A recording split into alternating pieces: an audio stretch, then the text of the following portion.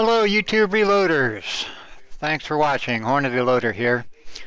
My standard disclaimer, I am not an employee of Hornady Manufacturing, nor do I have any interest, financially or otherwise, in the sale of Hornady products. I've been reloading for almost 35 years, and for the last 20 years I've been using Hornady equipment almost exclusively, hence the name Hornady Loader. The Hornady logo is a registered trademark of Hornady Manufacturing, Grand Island, Nebraska. Welcome to part 2 of my series on the Hornady Lock and Load AP Press.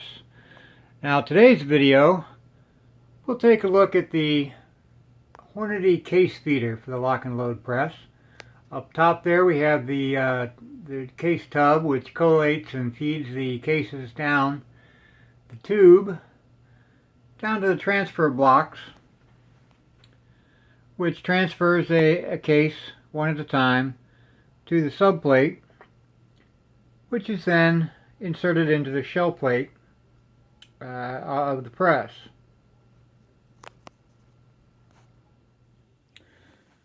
Now I've moved the case hopper down to the workbench so we can see inside and see how it operates. Essentially all it is, it has a motor in it that turns these plates. Since the head of the case is the heaviest part, the cases will fall into these openings on the plate head down, and then as the plate moves across the opening in the back here, it'll drop the case down into the opening. Now this particular plate is for small pistol. Since we're using 45 auto for this series, I'm going to go ahead and replace it with the 45 auto plate. It simply has larger holes here. There's also a small rifle and large rifle plate for doing rifle cartridges. To put the plate in, the motor shaft has a little crossbar on it, so we just need to put the plate on the motor shaft and turn it until the crossbar falls into the indexing key on the plate.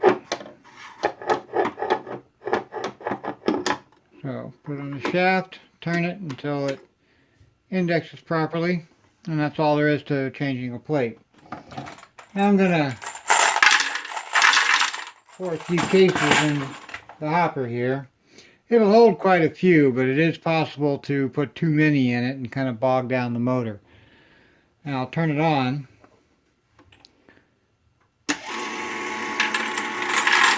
And as it turns, you'll see cartridges or cases fall into the holes in the proper orientation and drop down through the funnel. That's basically how it collates the cases and gets them in the right orientation for dropping down into the tube.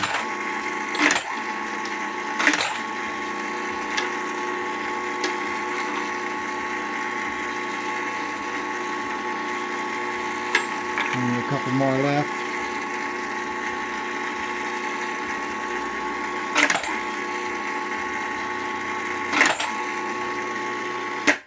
And there you have it. That's all there is to it. It uses gravity to put the cases in the right orientation, brings them around, drops them into the opening there. On the other side of the opening is a funnel that funnels the cases down past a cutoff switch and down into the drop tube that'll take them down to the transfer case or transfer blocks. Once the tube fills up and the cutoff switch is pushed down by the case that's sitting there, the motor will turn off until a case is dropped down, then it'll drop another case into the funnel and hit the cutoff switch and turn it off again.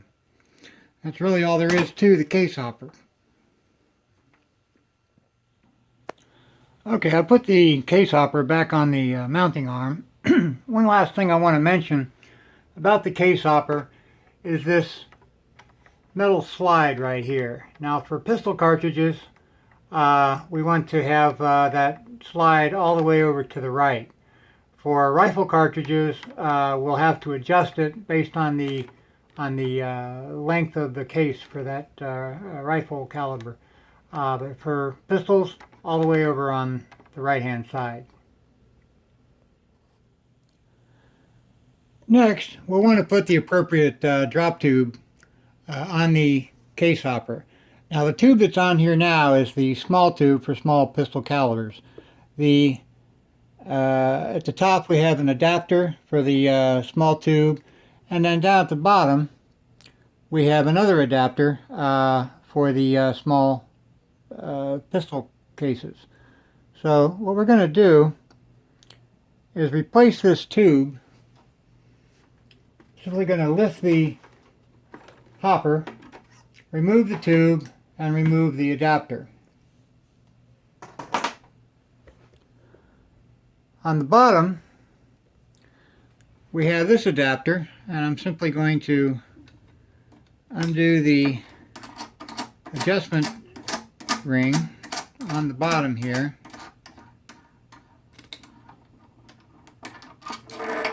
and remove the adapter. Now before we put the new tube on, we need to swap out the adapters for the small pistol cartridges in the transfer blocks. Now I'm going to remove the small pistol adapter from the upper block. The upper block is set up for large pistol calibers, so I don't need to put anything else in there. But I do need to replace the drop tube in the lower block. So what I'm going to do is I'll take a 1/8 inch hex wrench, and I'll remove the screw that holds the upper block onto the lower block.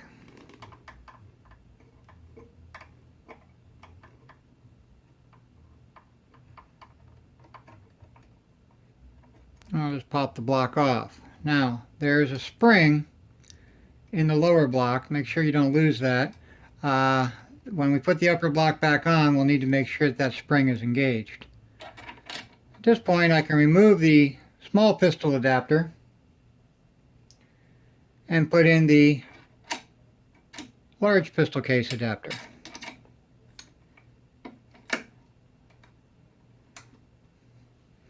And then replace the upper block. Now the screw that holds the upper block on goes through the coils of the spring on the bottom, and I can make sure that the spring is attached by rotating the upper block and making sure that it springs back into position.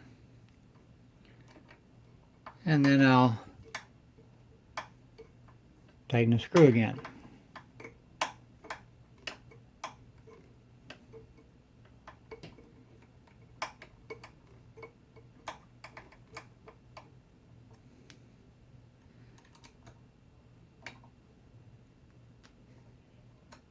Good. And you can see that the upper block will spring back into position.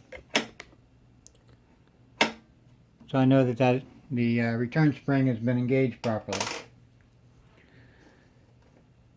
Now I need to take the I'll take the adjustment ring off the small pistol adapter. And I'll take the large pistol drop tube adapter and put the adjustment ring back on.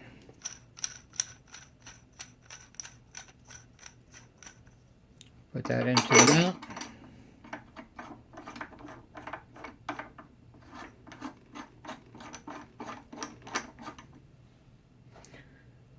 And then I'll put the lower adjustment ring back on.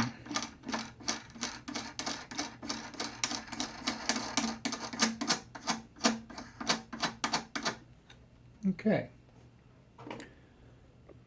Now I'm going to take the large pistol tube, insert that into the drop tube adapter on the bottom, and then on the top.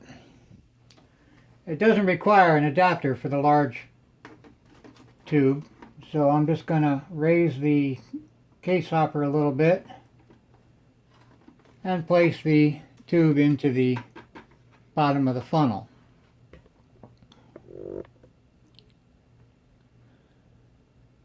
Then I need to adjust the bottom tube. So what I'll do is I'll take a 45 auto case. I'll place that into the upper block.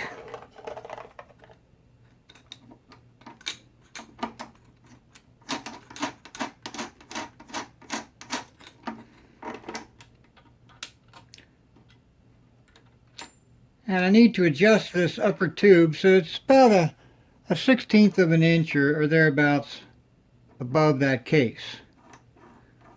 So I'll make the adjustments to the adjustment rings here.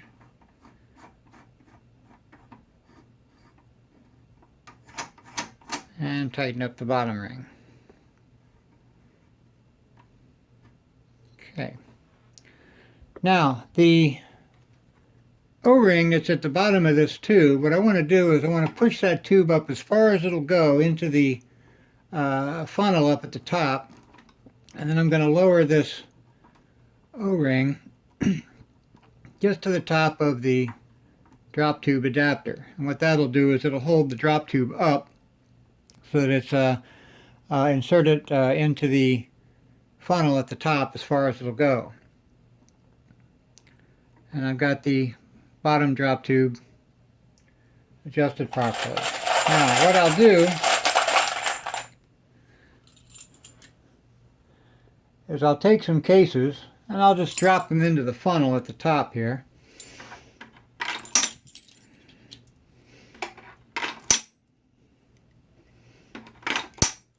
So I can test the operation of the transfer blocks. Put a few more in there.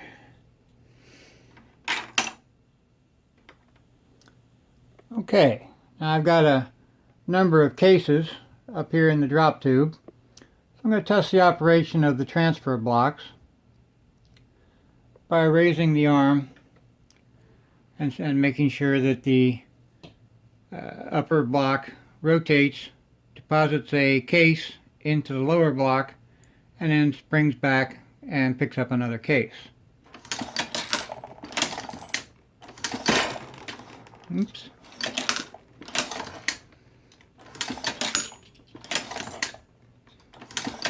Okay, looks good.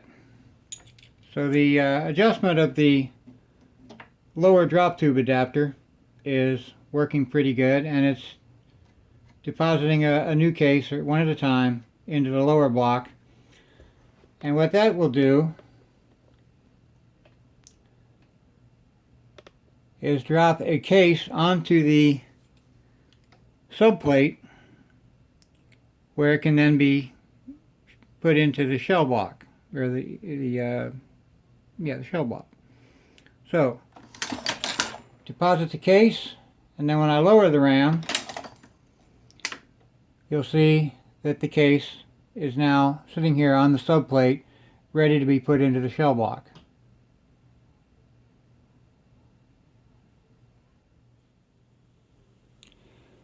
Next, we'll want to install the appropriate V-block.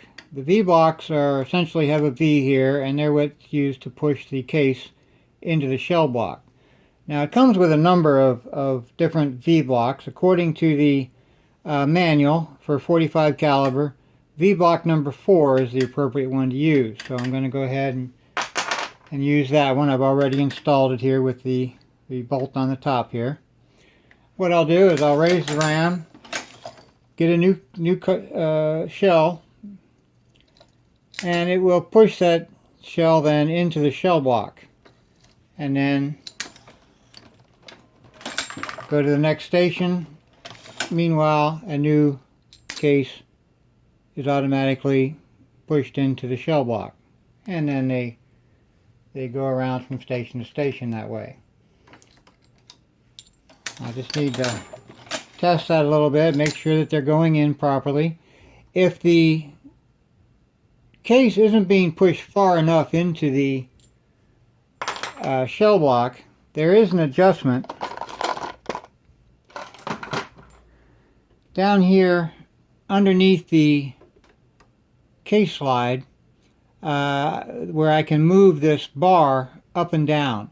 If they're not going in far enough into the case, into the shell block, I can move this wire up a little bit, and that'll allow the case slide to move forward a little bit further. If they're going in too far, or they're going in too fast to where the case is hitting the shell block before the opening has come all the way around to where the case can get into the opening, then I may need to lower that wire a little bit so that it doesn't come out quite as far. But looks like I've got it adjusted pretty well there to where the shell or the case is going into the shell block just fine. Okay, now that the case feeder has been set up and adjusted properly, we can continue with the reloading process that we started in part 1. What I'll do, fill the hopper up with cases, and we'll turn it on so that the tube will start filling with cases.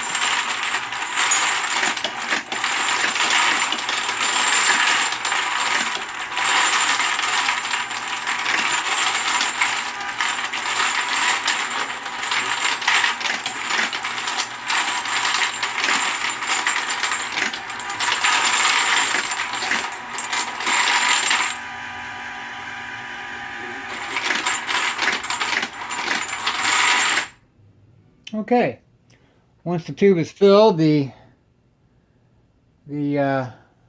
cutoff switch is tripped and the case feeder will stop.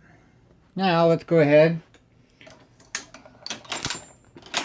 and start our loading process.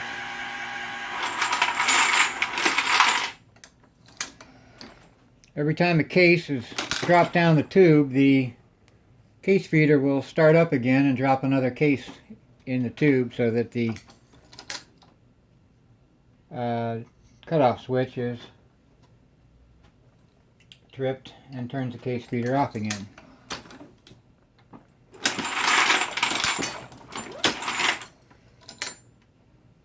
You can see it's dropping a new case in each time. Making sure that our powder drop is dropping the right amount of powder.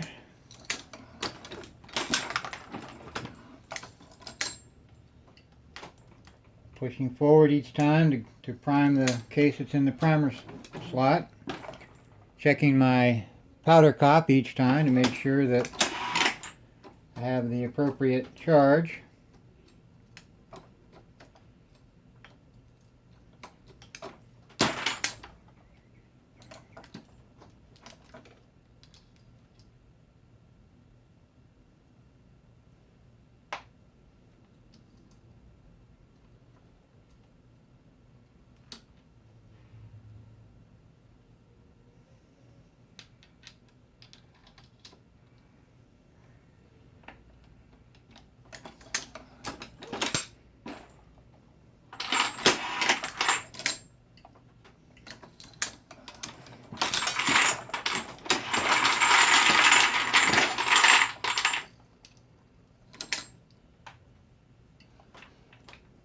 Making sure, taking some of the cases off there, just making sure everything is working properly before I really get cranking with it.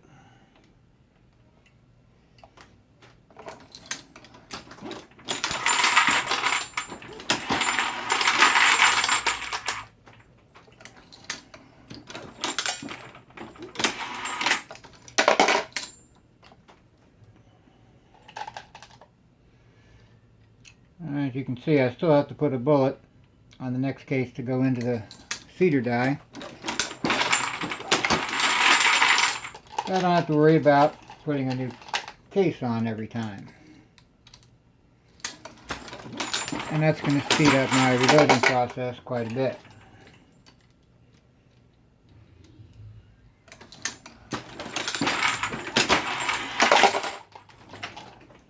You can hear the case feeder turn on.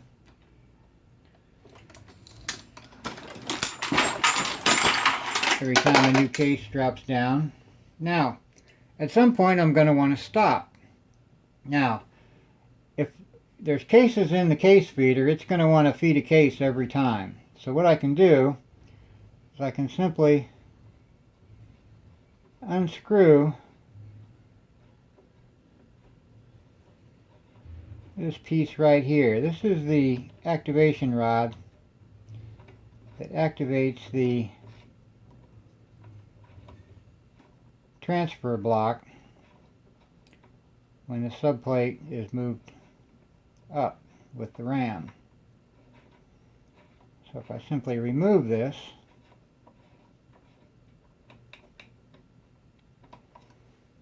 I can get it to stop feeding cases each time. See how no case has been dropped, so that I can finish the cases that are in the system already.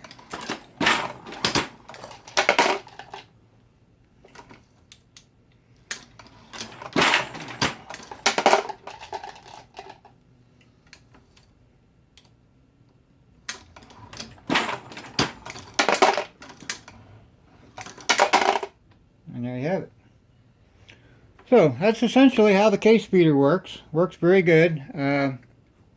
Just need to be set up properly and adjusted properly, and it'll feed cases in the proper orientation all day long.